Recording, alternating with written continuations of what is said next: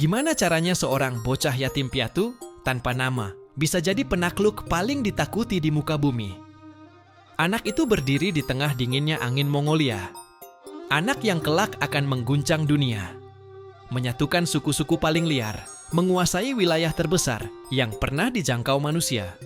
Dia bukan anak raja, bukan pangeran darah biru. Dia adalah Temujin, atau yang akan kita kenal sebagai Genghis Khan. Temujin lahir sekitar tahun 1162 di jantung Mongolia, di padang rumput yang kejam dan indah sekaligus. Dia bukan lahir di istana, tapi di antara tenda-tenda suku Borjigin, yang mana hidup hanya bergantung pada musim dan perburuan. Ayahnya Yesugei adalah kepala suku kecil tangguh dan disegani.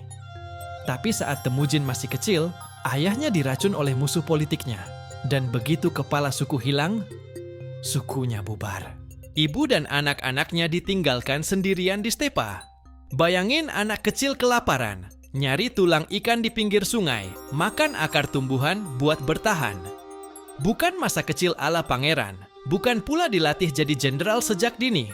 Tapi di tengah alam liar itulah, Temujin belajar pelajaran paling dasar. Untuk bertahan hidup, kita harus mandiri dan bisa berjuang sendiri. Dia pernah ditangkap dan dijadikan budak. Lehernya dipasangkan kayu besar. Namun dia berhasil kabur. Dia pernah dikhianati sahabatnya sendiri, tapi dia nggak hancur. Dia bangun ulang dari nol. Setelah dikhianati, yang lain mungkin bakal balas dendam.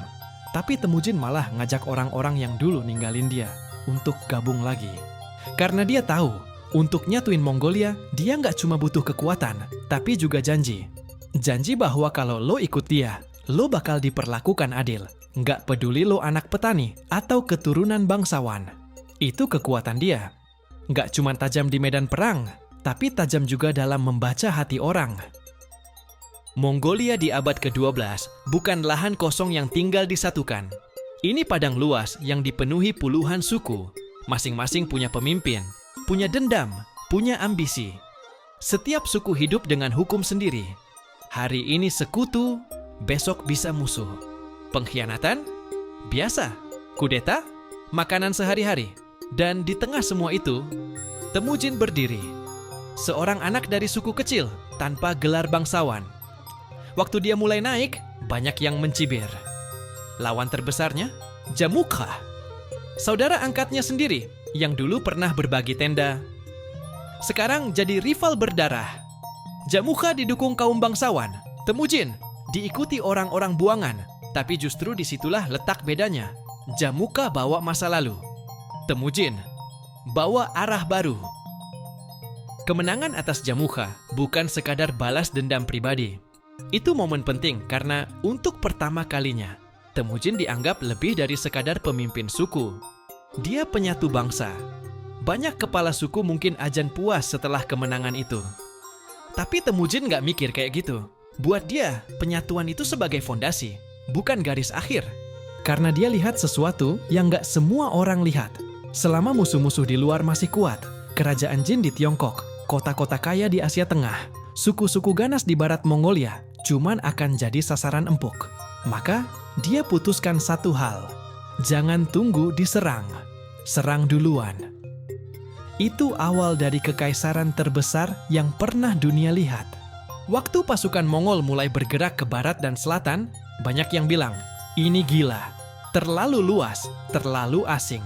Tapi Genghis Khan justru hidup dari hal-hal yang dianggap mustahil.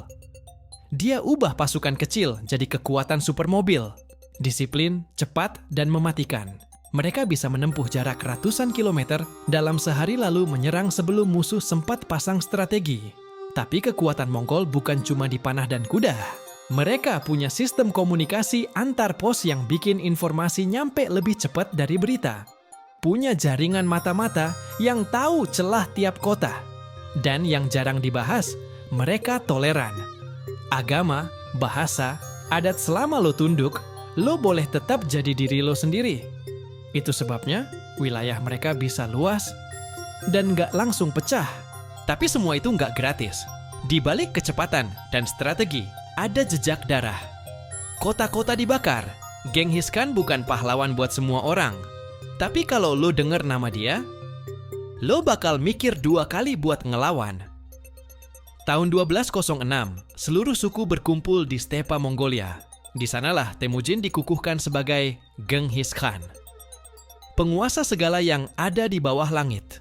Itu bukan sekadar gelar, itu pernyataan ke seluruh dunia bahwa seorang anak buangan yang pernah makan akar dan tulang kini berdiri di puncak kekuasaan.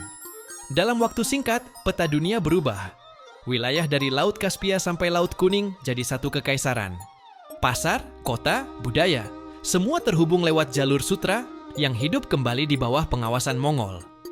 Setelah Genghis wafat pada 1227, ekspansi nggak berhenti. Keturunannya melanjutkan ke Baghdad, Eropa Timur, bahkan hingga ke gerbang Wina. Di satu sisi, ini kekaisaran brutal. Banyak kota rata dengan tanah, tapi di sisi lain, ini juga revolusi. Dan semua itu dimulai dari satu anak, yang dunia kira nggak akan jadi siapa-siapa. Kalau lo punya kisah tokoh yang dibuang, tapi balik menguasai dunia entah lewat politik, militer, atau ide yang mau dibahas, tulis di komentar ya!